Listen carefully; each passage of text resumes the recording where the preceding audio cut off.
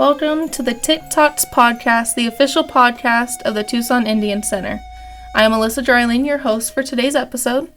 In today's episode, we're honored to sit down with someone who has walked a powerful journey, one that reflects courage, growth, and the strength of reaching out for support when life feels heavy. Through the guidance of the Tucson Indian Center Wellness Department, her case manager, she has not only moved through challenges, but has rebuilt her life in a way that is grounded, intentional, and deeply meaningful. We hope this conversation inspires connection, reflection, and a reminder that healing is not something we have to do alone. So let's get started with today's story with Sue. Sue, do you want to start us off by introducing yourself? Hi, I'm Sue Moran. I'm from South Tucson. Give us a little bit about your story and, your journey and how you got here. So my background is I was pretty much a drug addict for the last 15 years of my life. Went really bad. I pretty much lost my mind. Went through a spiritual awakening. During the course of 5 years, I was trying to quit using drugs. I don't know if it was because I didn't use drugs that I lost my mind, or if I had a mini stroke. I don't know. I never went to the doctor. But during that spiritual awakening, I was doing I wanted to quit drugs so bad. It was just crazy for me. It was so hard for me to reach out for help and ask people for guidance and to just basically try to understand what it is that I was experiencing, what I was going through. So it took me a lot of relapse. I relapsed back and forth. I went to rehab, got out, relapsed, and then I became addicted to relapsing. It was just, it was so hard to quit. It was just so hard. And so it took me about 5 years to quit using. But during the 5 years, I wasn't your average drug user. I was behind closed doors, studying upon my addiction, trying to understand what I was going through, because there was things that were happening in my life that I couldn't even understand myself, so I didn't expect anybody else to understand. So I did a lot of research behind closed doors. I did a lot of studying. I did a lot of subliminals. I looked up a lot of things on YouTube of how to change your mind process and how to recreate your process to the one that you want it to be. And it was hard. I tried everything. And it's funny when I think about it now. Now I've been sober almost 2 years now.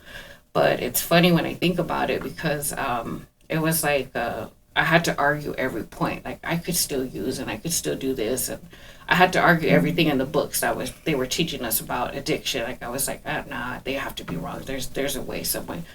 And so I pretty much exhausted myself trying to prove that I could be a functional user, right? So going to work high, getting high before I go to work, getting high after work. And so finally, after just exhausting myself over the years, it was crazy. So I finally just admitted, I need help. I need to do something. And so a friend of mine used to go to NA, and I started going with her. And I would just go just basically to be her support, not really too much looking for myself. Right. I was just trying to be there for her, And even though I wanted to quit, I knew I wasn't ready. I still wanted to get high. I just wasn't ready to quit. So, on that course, I just, and then I was also, in this relationship that was just toxic. And it was just, it kept me in a space of trying to prove myself to somebody that in the end wasn't even really worth it. It's just, it just kept me there, kept me stuck there for a very, very long time. And so as I went through my spiritual awakening, I'm a very spiritual person. I believe in God. I've always believed in God. I've always worked for Him. I was born with gifts. I was born gifted. But the world wasn't always accepting of my gifts. So I pretty much just blended in with the world and just became of the world, I guess you could say that. So I decided that I needed to just walk away from that relationship, and I did. And the minute that I did, God was like, okay, you did what I asked you to do. You need to stay away, and I'm going to heal you. I'm going to take care of you. Don't worry about it. And I'm like, okay, and I'm like, okay, but I'm still kind of I don't know if I can do this, And it was funny because I had promised my ancestors and my angels that I would quit for 30 days, and that was tops. That was all I could do, and I didn't even think I could do that at the time. I was like, I don't know if I could do that, but that was a promise that I made. Well, the next day I got high, and I had forgot that I even made that promise, and everything was going wrong that day. Like, my water heater busted in my apartment. Everything was going wrong, and I was like, what in the world is going on? And so I kind of just sat with myself, and I was like, what's going on? And, I was asking my angels and my ancestors, and they reminded me, well, that promise you made, you don't remember. And I was like, oh my God. And I felt like, I felt horrible. I felt so shameful that I made such a valuable promise and couldn't even remember that I made the promise. So I immediately said, okay, I'm going to do it. And at that time, I was still thinking only 30 days. That was what I said I was going to do. So, during the years that I was studying my addiction, there was different things that I would try, as far as like writing your goals down, painting them on the wall, believing that it has already happened, living like it was already happening. And I used to make bracelets. I had one that said sobriety on there, and I'd feel so guilty for wearing it because I was still getting high at the time. Little did I know that these little things that I did pushed me into actually completing and successfully completing those goals. I had put goals up on the wall by my door, and I would read it every day before I walked out. And little by little, I accomplished them. And what I did was I didn't set unrealistic goals. Like, I wasn't trying to go so far out where I couldn't reach it. It was just simple things like get my driver's license, go back to school, pay this bill, stay sober. And so, little by little, I started marking these off. And, next thing you know, 30 days comes, and I didn't want to get high. I started attending NA meetings on a daily basis. And when I was attending these meetings, I attended it for about 6 months. I didn't really talk to anybody. I kind of just sat there. And I didn't really know the reason why I was there. Like, it was, I didn't know why I was there. It wasn't that I was, I don't know. It's hard to explain. It's like I wanted the knowledge of how the program worked, but I felt like it wasn't for me. Like, I could do it without it. Yeah. was my mindset, But so I went there about 6 months. 6 months came along. I'm still sober, and I'm like, oh my God, I'm still sober, and I'm not even thinking about getting high. And a lot of things have fallen apart, after I decided to get sober. Like, when God was like, okay, now I have to really take everything from you so you can start from a firm foundation, and don't worry, I got New you. chapter. And I'm like, okay. I'm like, I don't know. So I lost my apartment, lost my job. Like, I pretty much lost everything. And I happened to get a job that I'm still currently working at till this day. And I don't know why the lady hired me. I still haven't got the chance to answer her, but she hired me. And I love the job. I love working there. I still go to work there every day. And so I got the job, and then I was able to buy a car, got a house, lost that house, had to stay in a hotel for several months. Like, all my paychecks went to just staying in a hotel until I got the apartment that I'm in now. And, little by little, things just started to fall together. And now it's been a little over 19 months that I've been sober. Congratulations. I worked 2 jobs. Thank you. I worked 2 jobs.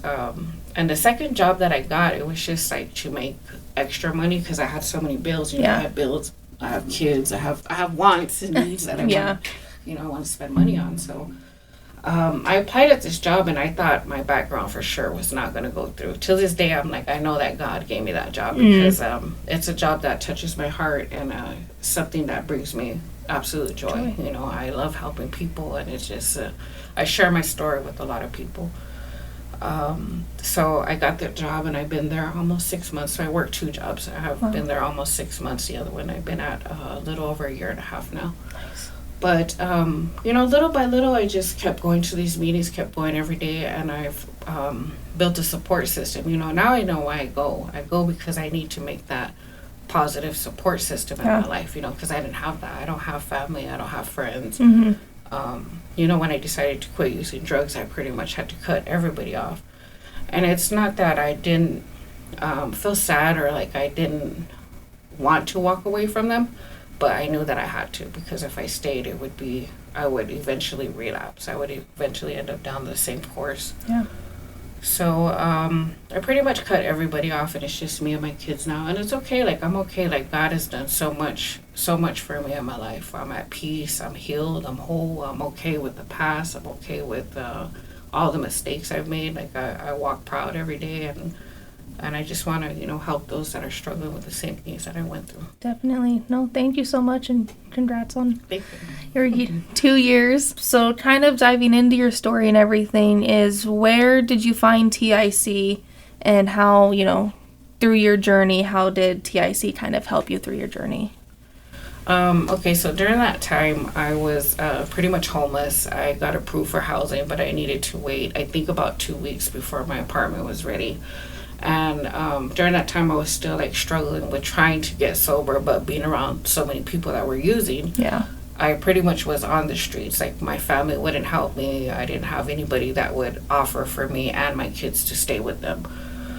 So I was on the streets. I came in here for, I think, bus passes, because I was trying to get to these appointments, to these housing appointments, making sure that it happens. And that's when I met Christina. And it was such a blessing to me the other day to see her, because I've been trying to talk to her for the last couple of years, but every time I came in, she wasn't here, just to thank her, because I remember the very last time that I seen her, I was like stressed out. I was so stressed out, and I just was crying, and I was like, I don't know if I could do this. And mentally, my mind was somewhere else. Like she didn't know exactly what I was going through, but I know she could feel it, because I could see it in her eyes. And I just remember being like, I can't do this anymore. And I was crying, and she was just like, she had the most saddest look in her eyes. Like she didn't know what to tell me. She could only help me so much, what the services were offering me at the time. And she was like, it's okay, it's going to be okay. And I was just looked at her, and I was just like, it's not going to be okay. But I remember I just left that day, and it was just the kindness of her. It wasn't so much of what she said, but it was how she looked at me. Like she looked at me like she just wanted to do so much more for me. Yeah. And there wasn't really much that she could do. So so it was a great blessing that I happened to see her when I came in the other day, and I got to tell her, I'm doing really well, and I don't know if you remember me. And at first she didn't remember me, but I started talking to her and telling her, remember I used to come in for bus passes? And she was like, oh yeah, I remember you, because I look a lot different than I did then too. And she was just so amazed. She was so happy to hear that, and it was just really, really nice to tell her thank you. Yeah, no, she still is. She likes to call you a success story here for the Tucson Indian Center. But no, see, her and Christina Luna came to us, and she was so excited to tell us about you and everything like that, and getting you on here to do this podcast too. So just thank you so much. Yeah, no problem. So, going through your journey and being sober and knowing your past, and, kind of having a idea of what your future may entail, how do you define wellness for yourself compared to before? Well, compared to before, it was just about getting high. That's all it was. Getting high and paying the rent, and that was it. And so now it's more about, I do a lot of self-love. I've done a lot of healing. I've done a lot of forgiving myself, and just forgiving others in the past and situations in the past. I pretty much just came to accept that it is what it is. It happened. There's nothing I could do to change it. There's nothing I could do to take any pain away. I think the hardest part for me was watching all the damage that it caused to my children, like seeing that look in their face every time I relapse, and then coming back and being sober, and them just kind of tiptoeing around me, waiting for me to relapse, you know? So it just is, I just do a lot of self-love, like I know that I'm meant for something great. I don't know what yet, but I know that I'm here for some reason. Definitely. And I just, I walk in that every day, and I'm just really proud of myself. And it took me a while to be able to love myself. Like it was trial and error, like I had to really look in the mirror and tell myself, you look beautiful today. And even though I felt ugly inside, I would tell myself that on a daily basis. Affirmations. Yeah. And so eventually I would start seeing it, and then I started feeling it, and then everything was broken off of me. Like I didn't feel no burdens over the past, and I still have kids like now that don't talk to me or don't want to be a part of my life, and I understand. Like I'm not mad. I just can only say that I'll be here when they're ready. Yeah. But for the most part, my 4 younger kids they've always been a great support to me, and they've never gave up on me. That's awesome. That's good to hear. With, again, everything going on, your kids being your natural support system, and you saying you cut off, your family, having to get sober. With all that, with mental health, it's really hard to go through your mental health without having a support system. Yes. So now having your support system, how has that changed your experience? Well, it's, I wouldn't say like I have a huge support system as far as humans. Like I said, I'm very spiritual. Yeah. I have God, I have my angels and my ancestors, and they cheer me on, Yeah. and I literally mean that. Like, they walk with me everywhere I go. Definitely. And they're like, hey, we're proud of you. You need to be proud of yourself. They pushed me, especially when I was so lost and I didn't understand what was happening. They were constantly trying to talk to me, trying to reach me, trying to redirect me, and For sure. trying to pull me out of situations. And so if I really am going through something, I have a couple of people that I can call. Yeah. And ask for the help, and I know who to reach out to if I do need the help. But For sure. I'm pretty much I'm at a point right now, like it's beautiful. My life is beautiful right now. Like, I'm not saying that I don't hit like things don't happen. Like, life sometimes. Life is life, Yeah. But I pretty much have evolved so high that I don't let those things ever get me down. I'm just like, okay, well, how are we gonna get through this? Okay, this is what I have to do. I have to rearrange this, and I just have to keep doing it.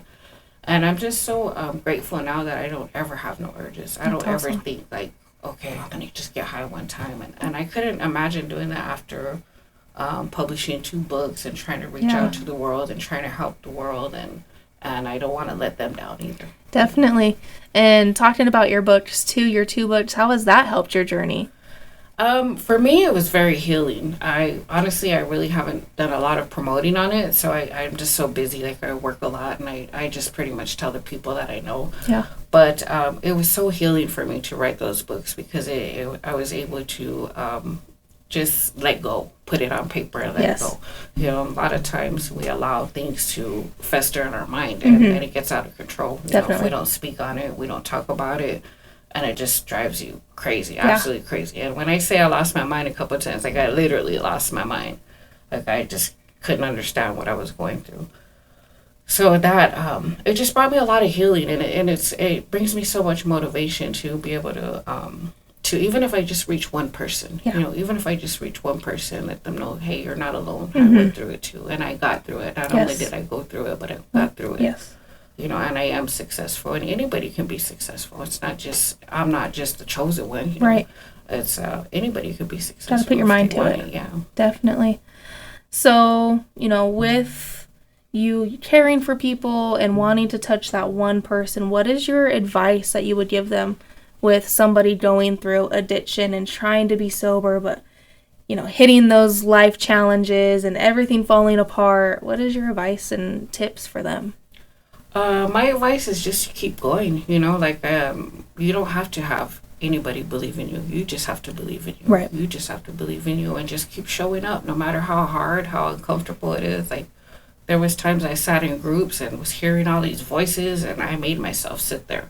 I had to be there, and I had to show that I wanted this. I had to prove to myself and to God that this is what I wanted. Definitely. And I ran into situations on the way to groups. There was things that were happening in my life, but one thing I didn't do is I never gave up. Yeah. I may have failed day after day, but I never Stood gave up. back up. I kept getting back up, and I kept going.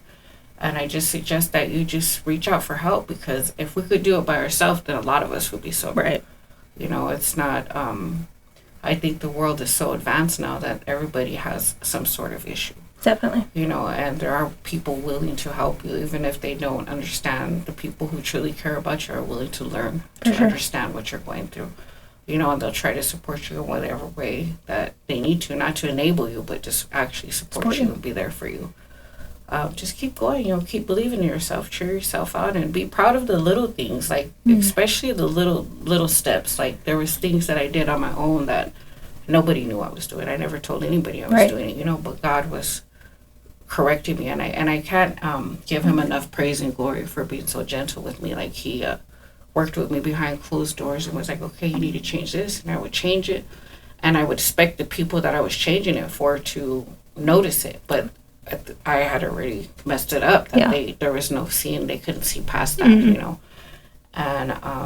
And then I would get like hit a certain milestone, and he would be like, "Remember when you did that?" And I'd be like, "Oh man." You know? So I have to start all over again. Yeah. But there's little things, you know. Be proud of the little steps, because Definitely. nobody is. You can't expect everybody to accept that you're going to be successful, because we said it so many times, you know. For sure. No, thank you so much. And I just want to say, thank you for being here, telling your story. Going back to your 2 books, what are the names of your 2 books so people can find them? Okay, the first one is The Ugly Truth About Addiction. That book basically talks about all the stuff people don't want to talk about, like the absolute truth of what I went through. Facing the demons. I couldn't walk, I couldn't talk. There were certain things that I had to overcome and relearn. And these are things that I never talked to anybody about. But the reason I wrote that book was to let other people know that are struggling with addiction, that there's somebody out there that went through the same thing you're going through. Definitely. You're not alone. And don't be ashamed to talk about it, because without you going through that, you wouldn't be who you are today. So the second book is more so, the second book is called The Aftermath, and these are both written by Shirley Reed Moran. So the second book talks about basically how good life is afterwards. How it's more of encouragement, like encouraging them to get back up, keep trying. Yeah. And it just shows that, if you fight for the life that you want, God's going to bless you. Like, I can't even say that I don't have to pray for blessings. Like, they drop out of the sky now. Just oh, okay, yeah, all right, God, thank you. I appreciate that. That it's like, it's amazing. It's amazing. I live an amazing life. That's awesome. And I have to say, I did read the first book that you gave me, and it was, it was hard to read just because I've never had to go through that. And, I kind of put myself in your shoes and your journey that you went through, and it was a great story to tell, and I could see it helping somebody else out there. That. So that's awesome. But that kind of concludes our podcast for today. Is there anything else you want to say to our listeners? I just want to say, there's so many resources. There's so much out in the world right now. Like, you're never alone. You're only alone as much as you allow yourself to be alone. Like, there's so many people willing to help you. There's NA groups you can attend, either in person, online. There's just so much that there's mental health. Mental health is very important. Like, I think that for addiction, it's important to take care of your mental health. Because we create so much mental health while we're on drugs. Definitely. We're using mind-altering drugs. So, yeah. It does really alter your mind. But just reach out. You're not alone. There's your homes waiting for you. We're waiting for you to come and join us, and we'd be happy to welcome you in. Awesome. Thank you so much, You're Sue. welcome. Thank you. Thank you for having me. Thank you all for joining us and listening in to Sue's story, and where we were able to hold a space for this conversation about drug addiction and going through sobriety and what helps, what doesn't help, and being able for Sue to just share her truth, her healing, ways that she was being able to heal by writing these books, and, just her journey with courage and hope. If you or anyone you know is looking for support, whether it's behavioral health services, case management, cultural wellness programs, or simply just having a place to feel seen or heard, the Tucson Indian Center is the place for you, and we are here for you. Healing happens in community, and you are never alone. You are the medicine. To learn more or get connected, you can call us at 520-884-7131. You can visit our website at www.ticenter.org. You can follow us on Facebook, Instagram, or TikTok at Tucson Indian Center. Or stop by the center. We are located in downtown Tucson. Cross streets are Alameda and Stone. Until next time, take care of yourselves, take care of each other, and continue to walk in a good way. Thank you.